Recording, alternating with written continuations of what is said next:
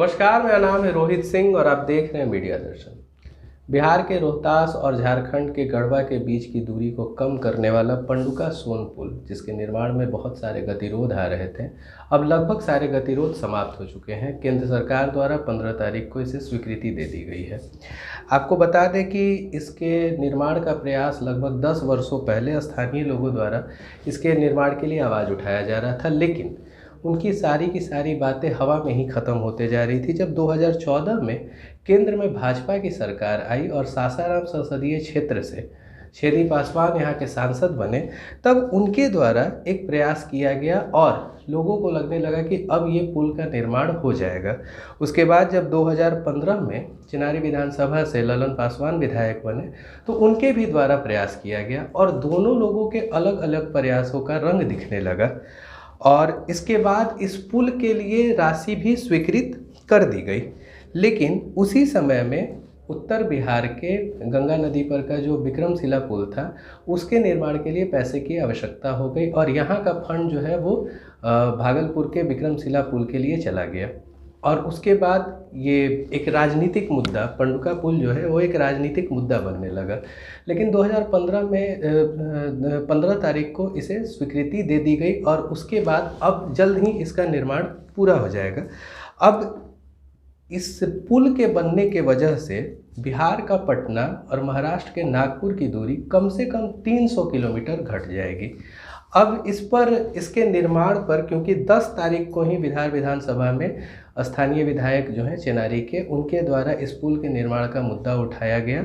इस पुल के निर्माण की स्वीकृति पर क्या कहते हैं मुरारी गौतम, आइए। रोहतास जिला अंतर्गत नवटक प्रखंड में सोन नदी पे पंडुका पुल बनने जो 2 वर्ष पूर्व करीब 504 करोड़ रुपये की स्वीकृति मिली हुई थी, लेकिन ये राशि भागलपुर विक्रमशिला परियोजना को हस्तांतरित हो गई। पुनः विभाग के द्वारा 2020 में पुल निर्माण के लिए 345 करोड़ रुपये की प्राकृतिक राशि विभाग ने भेजा था, लेकिन आज धन्यवाद है केंद्र सरकार को कि इतनी राशि तो नहीं, लेकिन महज 204 करोड़ रुपये केंद्र सरकार ने स्वीकृति दी है इस पंडुका पुल के लिए। अनुमानित जोड़ा जाए तो जो लागत थी 504 करोड़, उसका आधा से भी कम राशि की स्वीकृति मिली है। लेकिन बधाई है इस केंद्र की सरकार को कि हमारे द्वारा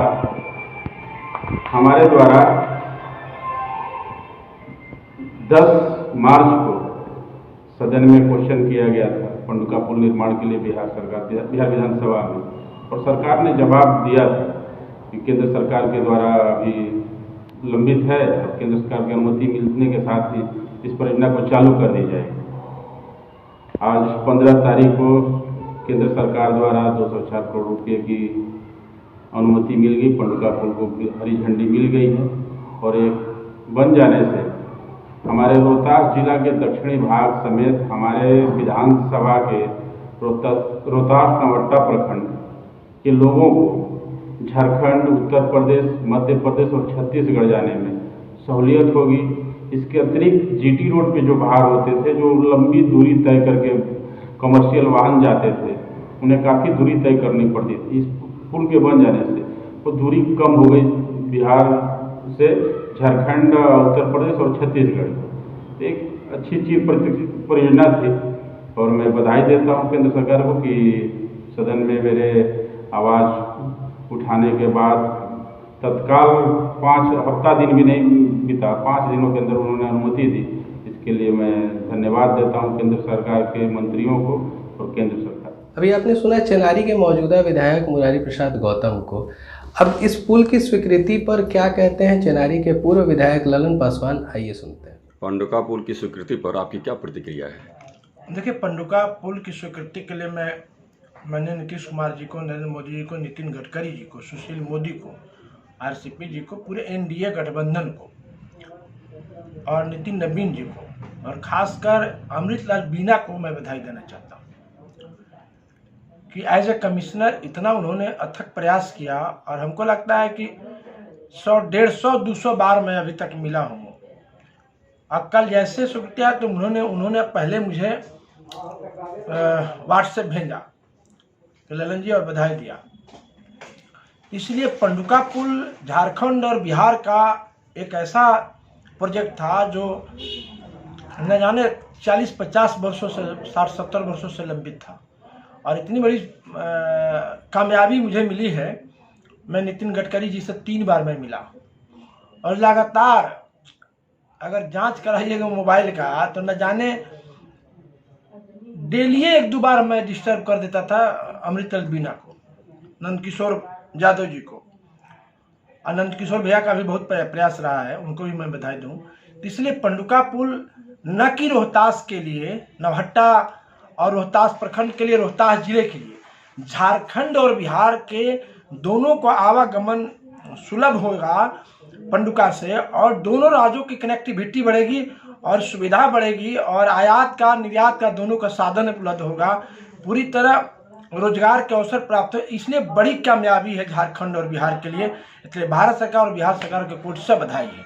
इसलिए इस कामयाबी में मैं इस बात से मैं सहमत हूँ कि मैंने जो प्रयास किया, अथक प्रयास किया, दिल्ली से लेकर पटना तक लगातार इंटर स्टेट कनेक्टिविटी के रिपोर्ट लगातार फॉलोअप किए। उस कार्यालय में एक स्टाफ जानता है कि क्या तब पंडुका ललन पासवान, इसलिए उसमें हमें सफलता मिली। तो नौहट्टा, रोहतास और चेनारी की जनता को और राज्य झारखंड और बिहार की दोनों महान जनता को कि जिसने बहुचर्चित डिमांड रखा था और नरेंद्र मोदी के पैकेज में नीतीश कुमार और अमित शाह जी, सुशील मोदी जी के सभी लोगों के अथक प्रयास से, आरसीपी जी का, नंदकिशोर भैया का और नितिन नवीन का अभी मंत्रिमंडल में आए और उनके समय में ये स्वीकृति हुआ, इसलिए कोटि से बधाई, जनता की बधाई, राज्य और झारखंड के, बिहार की जनता के दोनों के विकास के दरवाजे खुलेंगे, हजारों लाखों में रोजगार के अवसर प्रदान होंगे और हमारा झारखंड बिहार ऐसे जुड़ा हुआ है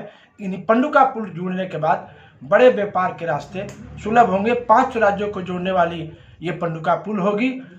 उत्तर प्रदेश, झारखंड, मध्य प्रदेश, छत्तीसगढ़ और बम्बे सारे रास्ते की दूरियां कम होगी पंडुका पुल से, बिहार से। बहुत धन्यवाद। अभी आपने सुना मुरारी प्रसाद गौतम और ललन पासवान दोनों लोग इस पुल के निर्माण को लेकर अपनी सहभागिता के बारे में बता रहे हैं। स्थानीय सांसद जो है छेदी पासवान भी बहुत सारे प्रेस कॉन्फ्रेंस और पत्रों के माध्यम से लोगों के बीच ये संदेश पहुंचाने का प्रयास किए हैं कि ये जो पुल है इसके लिए उनके द्वारा कोशिश की जा रही है। हालांकि इसका श्रेय किसे मिलता है ये तो बात की चीज़ है। अभी मौजूदा चीज़ जो है वो ये है कि इस पुल के निर्माण से रोहतास के और गढ़वा के लोगों के बीच लोगों का जो सफ़र है उसकी दूरी कम होने जा रही है और अगर देखा जाए तो इससे छत्तीसगढ़ और उत्तर प्रदेश के बीच की भी दूरी बिल्कुल इनडायरेक्ट माध्यम से इनकी भी कनेक्टिविटी बढ़ेगी और इनकी दूरी कम होगी।